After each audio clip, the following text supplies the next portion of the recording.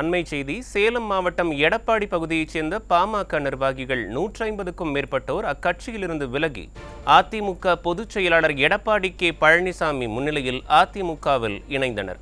இது தொடர்பான கூடுதல் தகவல்களை செய்தியாளர் மதியழகனிடம் கேட்கலாம். வணக்கம் மதியழகன், இது தொடர்பான கூடுதல் விவரங்களை நீங்கள் விரிவாக பதிவு செய்யலாம். வணக்கம் நவீன். அதிமுகவானது 2 கோடிக்கும் அதிகமான தொண்டர்களை கொண்டு ஒரு வலிமையான இயக்கமாக செயல்பட்டு கொண்டிருக்கின்றது.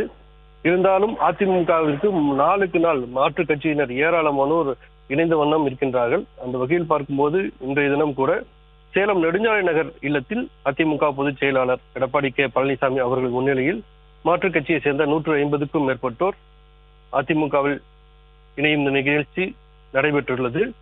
எடப்பாடி வடக்கு ஒன்றிய கழக செயலாளர் பக்கநாடு மாதேஷ் ஏற்பாட்டில் பக்கநாடு ஊராட்சி மன்ற தலைவர் தங்கமணியின் கணவரும் எடப்பாடி மேற்கு ஒன்றிய பாமக முன்னாள் தலைவருமான தங்கவேல் தலைமையில் அப்பகுதியை சேர்ந்த கந்தசாமி, குருநாதன், காளியப்பன் உள்பட 150க்கும் மேற்பட்டோர் பாமகவில் இருந்து விலகி கழக பொதுச் செயலாளர் எடப்பாடி கே பழனிசாமி அவர்கள் முன்னிலையில் அதிமுகவில் இணைந்திருக்கிறார்கள்.